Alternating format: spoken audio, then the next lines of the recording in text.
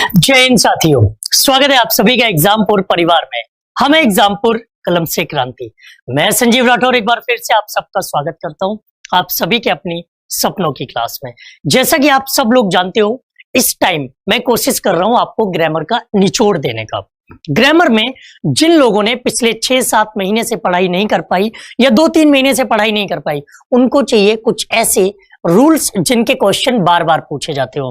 तो मैं आपको कल की क्लास में लगभग 18 रूल्स हमने करा दिए थे, जो डिफेंस वॉरियर पर हमने 7 बजे ली थी। अगर आपने वो 18 रूल्स नहीं देखे हैं तो एक बार जाकर के जरूर देखना। हम उसी सिलसिले को आगे बढ़ाते हैं। अगला रूल आपके सामने है और ये रूल नंबर 19 क्या कह रहा है? When there is only one auxiliary to two principal verb, it should be correctly associated with the word. कई बार ऐसी कंडीशन भी आपके साथ आ जाती है कि हमारे पास 2 सब्जेक्ट होते हैं, लेकिन उन 2 सब्जेक्ट को कनेक्ट करने के लिए हम केवल एक वर्ब का यूज करते हैं। कई बार ऐसी कंडीशंस भी आती हैं कि सब्जेक्ट एक होता है, लेकिन उनके मीनिंग को क्लियर करने के लिए या उसके डिफरेंट एक्टिविटीज को बताने के लिए हमें 2 वर्ब की जरूरत पड़ती है। जैसे एग्जाम्पल आपके सामने क्या लिख रहा है? The candidates have passed, one has failed. एक ही सेंटेंस में अलग अलग सब्जेक्ट आ जाए, अलग अलग वर्ड्स आ जाए, तो अलग अलग वर्ब होनी चाहिए। भाई सब्जेक्ट जो होगा हम उसके अकॉर्डिंग वर्ब यूज करेंगे। सब्जेक्ट यहां पर 10 कैंडिडेट्स थे तो उनके लिए क्या आ गई? हैव लगा लिया। अब एक की बात कर दी तो उसके लिए क्या लगा लिया? सिंगुलर वर्ब का यूज कर दिया। तो जैसे हम सब्जेक्ट यूज करेंगे वैसी ही वर्ब आनी चाहिए। तो हमेशा इस बात का याद रखें कि वर्ब हमेशा सब्जेक्ट के अकॉर्डिंग आती है। तो यह था अपना रूल नंबर 19। देखते हैं इसके क्वेश्चन को। नहीं है 20 पहले देख लेते हैं, फिर उनके क्वेश्चन देखेंगे। When the subordinate clause comes after lest, मतलब लेस्ट के बाद में कोई भी क्लॉज आएगी, लेस्ट के बाद में हम वर्ब के रूप में हमेशा शुड का यूज करते हैं। जब भी आपके पास लेस्ट रहेगी तो लेस्ट के साथ सब्जेक्ट कोई भी हो, किसी भी नंबर या पर्सन का हो, सब्जेक्ट के बाद हम हेल्पिंग वर्ब के रूप में हमेशा शुड का ही यूज करेंगे। क्या कह रहा हूं मैं? लेस्ट जब भी आएगा तो लेस्ट के बाद सब्जेक्ट और उसके साथ हेल्पिंग वर्ब के रूप में आप शुड का यूज करोगे। इसके अलावा लेस्ट के साथ कोई और वर्ब यूज नहीं होती है। अब लेस्ट अपने आप में एक नेगेटिव वर्ड है, जिसका मतलब होता है कहीं ऐसा ना हो कि, भाई इसका मीनिंग अगर नेगेटिव है तो इसके साथ दूसरा कोई नेगेटिव वर्ड भी नहीं आएगा। ये अपने आप में कैसा है? नेगेटिव है, तो इसके साथ कोई दूसरा नेगेटिव वर्ड भी नहीं आएगा। देखो, we start early lest we should miss the train. हमें जल्दी शुरुआत करनी चाहिए, कहीं ऐसा ना हो कि हम अपनी ट्रेन मिस कर दें, हमारी ट्रेन छूट जाए। ठीक है, तो यहां पर वी के साथ देखो शुड, यहां तो वी था, आई भी होता, ही भी होता, सी भी होता, कुछ भी होता, उस कंडीशन में हम इसके साथ केवल और केवल शुड का यूज करते हैं। नेक्स्ट क्वेश्चन है आपके सामने। He explained in all good humour that he refrained from talking the title assumed by his father lest happily he shall besmirch it. माँ बाप आजकल कोई बात कहते हैं तो बच्चे उसका खंडन जरूर करते हैं, बच्चे उसको तोड़ने का प्रयास जरूर करते हैं। अब इस क्वेश्चन को देखो, यहां पर लेस्ट आया, लेस्ट के साथ सब्जेक्ट के रूप में आपके पास ही है, लेकिन हमने वर्ब के रूप में किसका यूज किया? हमने वर्ब के रूप में शुड यूज कर दिया, जबकि ऐसा नहीं होना चाहिए। लेस्ट आया तो लेस्ट के साथ क्या रहना चाहिए था? लेस्ट के साथ शुड का ही प्रयोग होगा। नेक्स्ट अगला रूल है rule number 21। A verb when preceded by a preposition must be the gerund. Preposition के बाद जो भी वर्ब आएगी तो प्रपोजिशन के बाद हम जेरन का यूज करेंगे। वर्ब की फर्स्ट फॉर्म नहीं आती है, प्रपोजिशन प्लस जेरन। इसके साथ हम कभी भी वर्ब की फर्स्ट फॉर्म का यूज नहीं कर सकते, ना ही कभी हम इसका यूज करते हैं। जेरन का मतलब क्या है? जेरन का मतलब है वर्ब की आईएनजी फॉर्म। तो प्रपोजिशन के बाद वर्ब की फर्स्ट फॉर्म नहीं, प्रपोजिशन के बाद वर्ब की आईएनजी फॉर्म का यूज करते हैं। तो देखो question, the Genoese have a reputation for work hard and eating on the hoof from hole in the wall restaurants. आसान है, क्यों? क्योंकि मेरे पास फॉर आया हुआ है और फॉर के बाद वर्ब रखी है वर्क। वर्क हार्ड नहीं, वर्किंग हार्ड होना चाहिए, क्योंकि वर्क अपने आप में क्या होती है?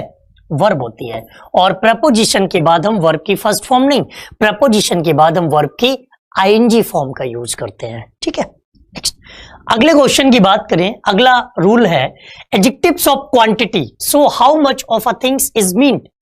क्वांटिटी का मतलब क्या है?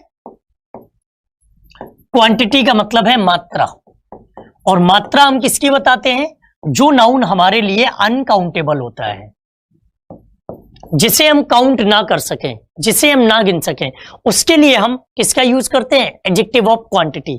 जैसे कौन कौन से सब? मच है, लिटिल है, इनफ है, all, no, any, great, half, sufficient, whole, ये सभी अनकाउंटेबल नाउन के साथ यूज होते हैं। हाँ, इनमें से कुछ शब्द ऐसे भी हैं जो काउंटेबल नाउन के साथ भी यूज होते हैं, लेकिन ज्यादातर हम इनका यूज किसके साथ करते हैं? ज्यादातर इनका यूज हम अनकाउंटेबल के साथ करते हैं। आई एट सम राइस, भाई राइस अनकाउंटेबल है तो हमने सम का यूज किया, मैनी राइस नहीं कर सकते थे। क्वेश्चन क्या कह रहा है? Kids getting born covered in hair happens with few frequency but they tend to shed it off pretty soon। जब बच्चे आते हैं इस दुनिया में, छोटे छोटे बच्चे देखे होंगे, उनके सिर पे बहुत ज्यादा बाल नहीं होते, लेकिन जैसे जैसे वो बड़े होते हैं उनके सिर पर खूब बाल हो जाते हैं। तो फ्यू का यूज ना करके लिटिल का यूज करेंगे, क्योंकि लिटिल अनकाउंटेबल नाउन के साथ यूज होता है। और हेयर को इंग्लिश में कैसा माना जाता है? हेयर को अनकाउंटेबल नाउन माना जाता है। हेयर के साथ कभी few, a few, the few नहीं आएगा, आएगा तो जरूरत के अकॉर्डिंग लिटिल, अ लिटिल या द लिटिल। नेक्स्ट रूल आपके सामने, numeral adjectives are used for countable noun only and they show how many persons or things are meant or in what order a person or things stand। numeral adjective का मतलब होता है संख्यावाचक विशेषण। अब अपने दिमाग से बताओ कि संख्या किसकी बताते हैं? संख्या हम बताते हैं उसकी जिसे हम गिन सकते हैं, जिसे हम काउंट कर सकते हैं, जिसे बार बार काउंट किया जा सके, उसी की तो संख्या बताते हैं। तो फिर इसके साथ हमेशा नाउन कैसा आएगा? प्लूरल नाउन का यूज करेंगे। भाई जिसकी संख्या बताएंगे वो प्लूरल ही रहेगा। तो अब आपके सामने है question, the doctor wants to hospitalise her for a few days so that he can run some rest. जो डॉक्टर है उसे कुछ दिन के लिए हॉस्पिटल में रखना चाहता था ताकि वो उसे दौड़ने पर्याप्त टेस्ट कर सके। तो फ्यू डेज को गिन सकते हैं, जब गिन सकते हैं तो प्लूरल नाउन भी है और हमने काउंटेबल वर्ड भी यूज किया, तो ये पूरी तरह से ठीक है। नेक्स्ट अगला है later, latest, refer to time. Later and last refer to position. Later का मतलब क्या होता है? बाद में। आपके मोबाइल में टेम्पलेट होता है कॉल यू लेटर। लेटेस्ट कहता है नवीनतम, अभी तुरंत कौन सी बात करते हैं? एक मूवी आपने देखी होगी टार्जन द वंडर कार, उसमें एक कैरेक्टर होता है वो हमेशा कहता है ये तो लेटेस्ट न्यूज है, मतलब लेटेस्ट का मतलब हाल की, और लेटर का मतलब होता है बाद वाला, भाग बताते हैं, और लास्ट का भी मतलब होता है अंतिम भाग। तो ये किसकी बात करते हैं? ये बाद वाले की बात करते हैं। तो देखो, an interesting postscript to the story is that the two people involve latest got married. Latest got married करेंगे। लेटेस्ट का मतलब क्या होता है? नवीनतम, नया। इसके क्वेश्चन को अगर देखें तो इसके मीनिंग से सॉल्व होते हैं, क्योंकि लेटर का यूज करेंगे। लेटर का मतलब होता है कि उन लोगों ने बाद में शादी की, और लेटेस्ट का मतलब होता है जो काम हाल ही में किया हो। बात करते हैं अपने आज के अंतिम रूल की, और अंतिम रूल बहुत ही आसान है। फर्दर का मतलब क्या होता है? दूरी के लिए यूज करते हैं, दूरी में अधिक। और फर्दर ये फार्दर है, FARTHER, जिसका मतलब दूरी में होता है। और FURTHER का मतलब क्या होता है? और जोड़ना। अगला, इससे रिलेटेड बहुत क्वेश्चन पूछे जाते हैं। क्या कह रहा है question? A few others were behind, कुछ लोग पीछे थे, but they were dropping behind further with every step. अब यहां पर स्टेप की बात है, मतलब ये दूरी की बात कर रहा है, और दूरी के सेंस में हम किसका यूज करेंगे? फार्दर का यूज करेंगे। ये थे आपके लिए आज के कुछ इंपॉर्टेंट रूल्स। बाकी रूल्स मैंने आपको कराए थे एग्जाम फॉर डिफेंस वॉरियर पर, तो वो सेशन भी आप लोग देख लीजिएगा। नोटिफिकेशन इसका हम आपको टेलीग्राम पर दे देंगे। आज के लिए इतना ही। थैंक यू, जय हिंद।